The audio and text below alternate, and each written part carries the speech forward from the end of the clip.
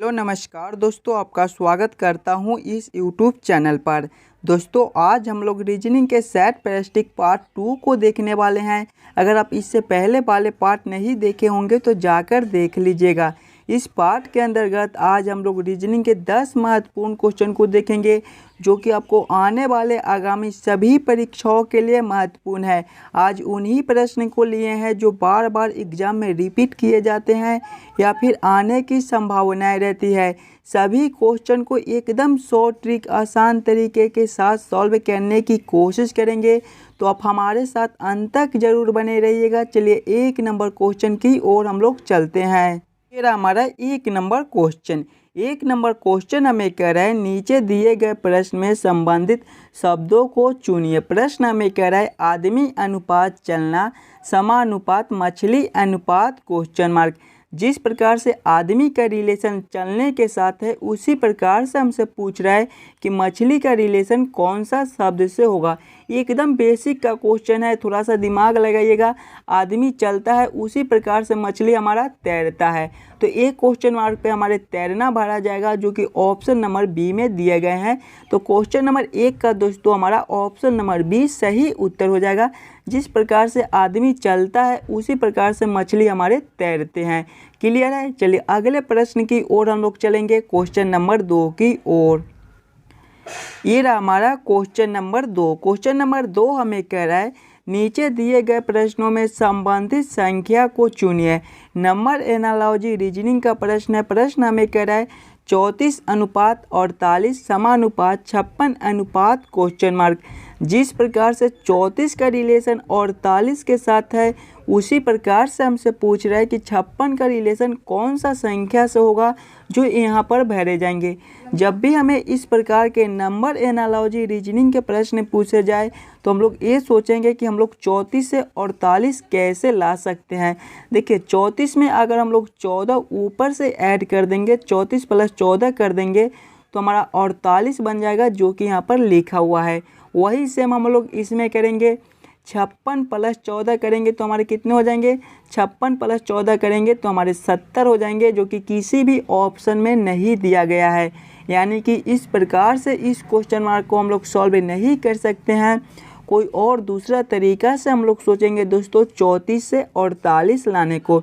ध्यान से देखिएगा 34 आपका 3 और 4 से मिलकर बनता है। जब दोनों संख्या को आपस में गुना करेंगे, 34 के दोनों संख्या को आपस में गुना करेंगे यानी कि 3 गुना 4 करेंगे तो हमारे 12 हो जाएंगे। और इसमें जब हम लोग 4 से गुना करेंगे, 12 गुना 4 करेंगे तो हमारे 48 हो जाएंगे। यानी कि 34 को दोनों संख्या को आपस में गुना कर लिए और उसमें 4 से ऊपर से गुना कर दिए तो हमारा 48 आ गया जो कि यहाँ पर लिखा हुआ है। वही सेम हम लोग इसमें करेंगे। हमारा 56 है, 56 हमारे 5 और 6 से मिलकर बनते हैं। देखिए 34 के दोनों संख्या को आपस में गुना कर लिए थे, उसी प्रकार से हम लोग 56 के दोनों संख्या को आपस में गुना कर लेंगे। 5 गुना 6 करेंगे तो हमारे कितने हो जाएंगे, 30 हो जाएंगे। फिर इसमें देखिए 4 से गुना कर दिए थे तो इसमें भी 4 से ही गुना करेंगे। 30 गुना 4 करेंगे तो हमारे कितने हो जाएंगे, 120 हो जाएंगे। 120 हमारा कौन सा ऑप्शन में है, ऑप्शन नंबर सी में दिया गया है जो कि हमारा सही उत्तर हो जाएगा। इस क्वेश्चन मार्क पे दोस्तों हमारे 120 भरे जाएंगे। चलिए अगले प्रश्न की ओर हम लोग चलेंगे, क्वेश्चन नंबर 3 की ओर। ये रहा हमारा क्वेश्चन नंबर 3। क्वेश्चन नंबर 3 हमें कह रहा है दिए गए प्रश्नों में विषम संख्या युग्म को चुनिए। जब भी हमें इस प्रकार के प्रश्न मिले तो सबसे पहले दोस्तों हम लोग ऑप्शन को ध्यान से देखेंगे और समझेंगे हमारा इन चारों ऑप्शन में सबसे अलग ऑप्शन कौन सा है, वही हमारा विषम संख्या युग्म हो जाएगा। ऑप्शन नंबर ए में देखेंगे तो 11 13 है। ऑप्शन नंबर बी में देखेंगे तो 17 19 है। ऑप्शन नंबर सी में देखेंगे तो 25 37 है। और ऑप्शन नंबर डी में देखेंगे तो 29 31 है। देखिए अगर हम लोग 11 13 को देखेंगे तो 11 भी हमारा अपरिमेय संख्या होता है और 13 भी हमारा अपरिमेय संख्या होता है, यानी कि ये दोनों हमारा अपरिमेय संख्या है। फिर ऑप्शन नंबर बी में देखेंगे तो 17 19 है, ये दोनों भी हमारा अपरिमेय संख्या है। 17 भी हमारा अपरिमेय संख्या होता है और 19 भी हमारा अपरिमेय संख्या होता है। फिर ऑप्शन नंबर सी में देखेंगे तो 25 37 है, 25 हमारा परिमेय संख्या है, इसको छोड़ देंगे। फिर ऑप्शन नंबर डी को देखेंगे तो 29, 31 है, ये दोनों भी हमारा अपरिमेय संख्या है। देखिए तीनों हमारा अपरिमेय संख्या है और सिर्फ ऑप्शन नंबर डी हमारा एक परिमेय संख्या है और एक अपरिमेय संख्या, यानी कि सबसे अलग हमारा दोस्तों ऑप्शन नंबर सी है। यही हमारा विषम संख्या युग्म हो जाएगा। क्वेश्चन नंबर 3 का हमारा ऑप्शन नंबर सी सही उत्तर हो जाएगा। सभी क्वेश्चन एकदम बेसिक का क्वेश्चन है, तो पहला वीडियो को रोककर खुद से ज़रूर सॉल्व कीजिएगा। और आप इस यूट्यूब चैनल पर नए हो तो चैनल को सब्सक्राइब जरूर कर लीजिएगा। आपको daily set wise set reasoning के क्लास कराए जाएंगे, एकदम बेसिक से स्टार्ट करेंगे और आपको एकदम हाई लेवल तक लेके जाएंगे। चलिए अगले प्रश्न की ओर हम लोग चलेंगे, क्वेश्चन नंबर 4 की ओर। ये रहा हमारा क्वेश्चन नंबर 4। क्वेश्चन नंबर 4 हमें कह रहा है नीचे दी गई श्रृंखला को पूरा करें।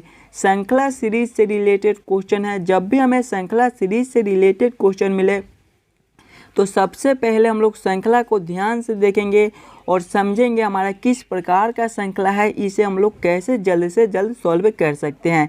देखिए श्रृंखला को देखेंगे तो 4 से 8 लिख रहा है, 8 से 8 लिख रहा है, 8 से फिर 10 लिखा हुआ है, 10 से 16 लिखा हुआ है, 16 से 12 लिखा हुआ है, 12 से फिर क्वेश्चन मार्क है। श्रृंखला हमारा दोस्तों ऊपर नीचे हो रहे हैं। जब भी हमें इस प्रकार के श्रृंखला मिले तो ऐसे प्रश्न को हम लोग दो तरीके से सॉल्व कर सकते हैं।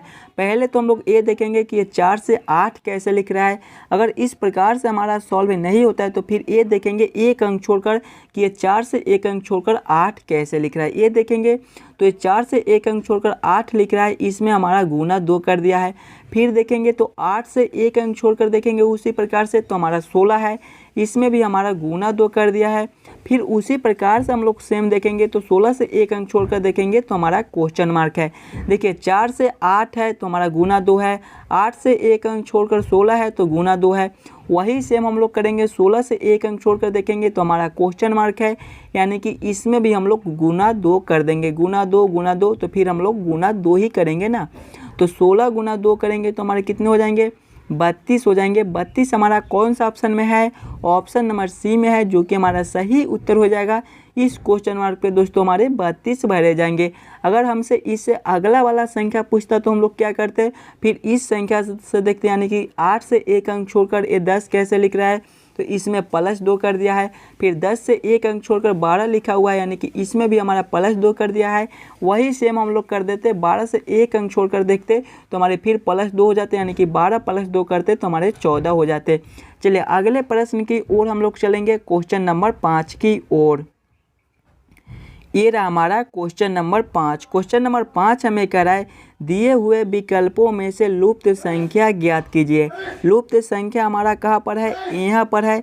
इन्हीं क्वेश्चन मार्क पे कौन सी संख्या भरी जाएगी ये हमसे पूछ रहा है। जब भी हमें इस प्रकार के मिसिंग नंबर से रिलेटेड क्वेश्चन मिले दोस्तों, तो ऐसे क्वेश्चन को हम लोग दो तरीके से सॉल्व करने की कोशिश कर सकते हैं। पहले तो हम लोग क्वेश्चन को इस लाइन से देखेंगे कि हमारा 10 और 3 से ये 35 कैसे लिख रहा है, 7 और 2 से ये 25 कैसे लिख रहा है। सेम इसी प्रकार से हम लोग सोचेंगे कि हमारा 8 और 4 से कौन सा संख्या बनेगा जो ये क्वेश्चन मार्क पे भरा जाएगा। अगर इस लाइन से हमारा क्वेश्चन सॉल्व नहीं होता है तो फिर हम लोग इस लाइन से देखेंगे, यानी कि ये 10 और 7 से ये 8 कैसे लिख रहा है। उसी प्रकार से देखेंगे 3 और 2 से ये 4 कैसे लिख रहा है। सेम उसी प्रकार से हम लोग सोचेंगे कि हमारा 35 और 25 से कौन सा संख्या बनेगा जो ये क्वेश्चन मार्क पे भरा जाएगा। अगर हम लोग इस प्रकार से देखते रह जाएंगे तो हमारा टाइम बहुत लग जाएगा। सबसे पहले आप लोग क्वेश्चन को पैटर्न को समझिएगा, आपका किस प्रकार का प्रश्न है, इसे हम लोग कैसे सॉल्व करेंगे ताकि हमारा क्वेश्चन जल्द से जल्द सॉल्व हो जाए। देखिए इस लाइन से देखिएगा तो बड़ा बड़ा संख्या है, 35 है, 25 है, फिर क्वेश्चन मार्क है। तो ऐसे प्रश्न में हम लोग क्वेश्चन को पहले इस लाइन से सॉल्व करने की कोशिश करेंगे कि हमारा 10 और 3 से ये 35 कैसे लिख रहा है। देखिए 10 और 3 से हमें 35 लाना है। क्या करेंगे 10 और 3 को, ताकि हमारा 35 बन जाए।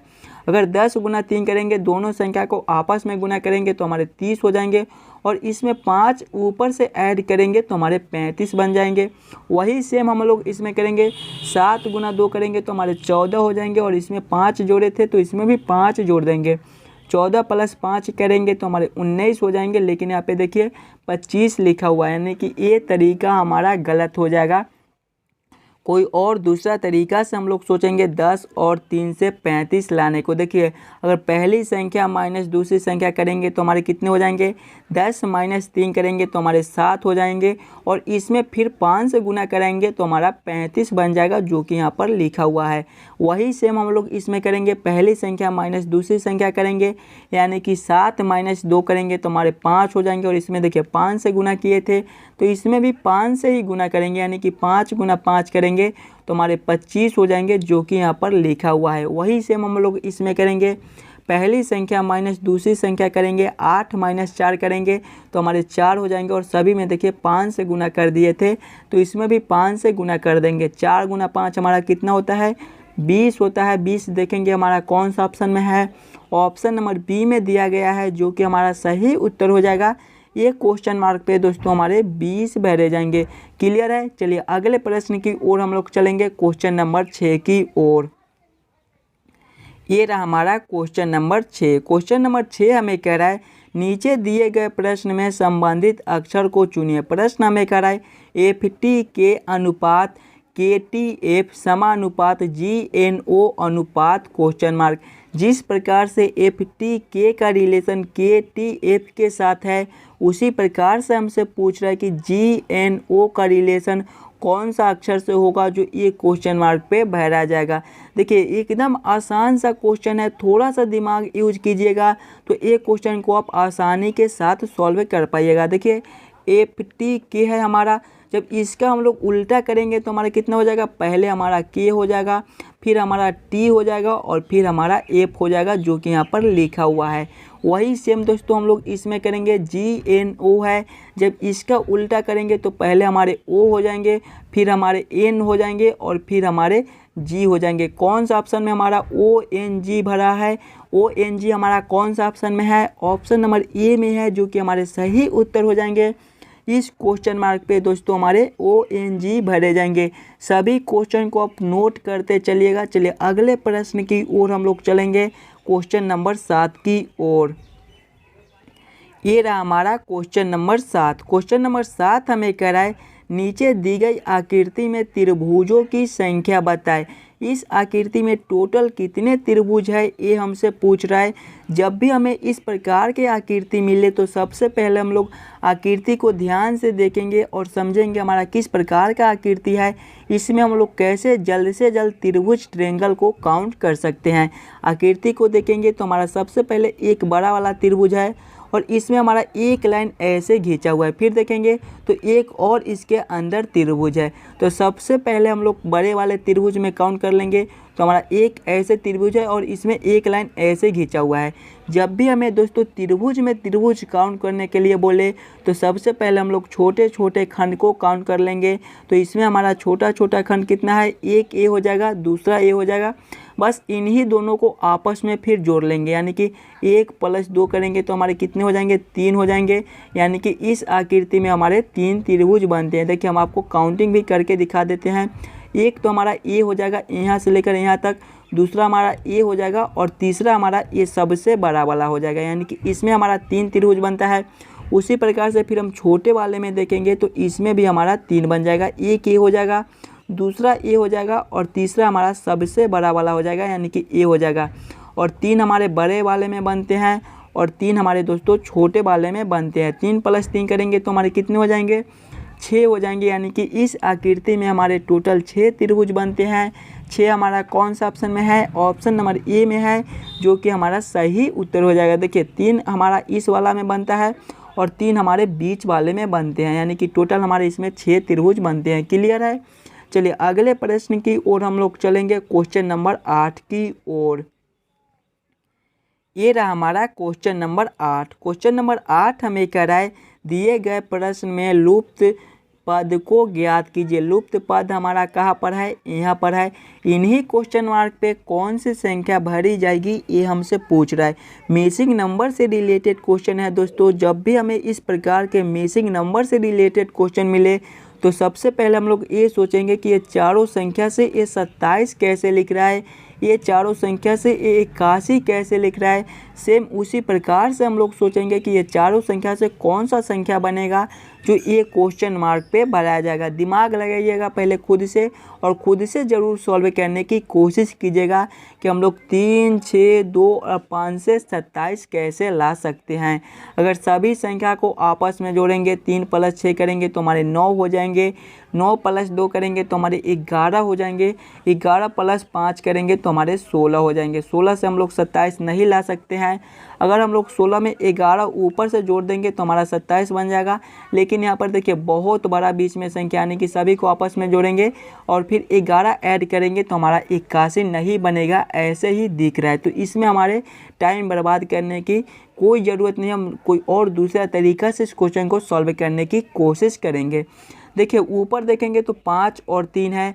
जब दोनों संख्या को आपस में हम लोग गुना करेंगे, 5 × 3 करेंगे तो हमारे कितने हो जाएंगे, 15 हो जाएंगे। फिर नीचे देखेंगे तो हमारा 2 और 6 है, इन दोनों को आपस में गुना करेंगे, 2 × 6 करेंगे तो हमारे 12 हो जाएंगे। और जब दोनों को आपस में ऐड करेंगे, 15 + 12 करेंगे तो हमारे कितने हो जाएंगे, 27 हो जाएंगे, जो कि यहाँ पर लिखा हुआ है। देखिए पहला ऊपर वाले दोनों को गुना कर लिए, नीचे वाले दोनों को गुना कर लिया और फिर जोड़ दिए तो हमारा 27 बन गया।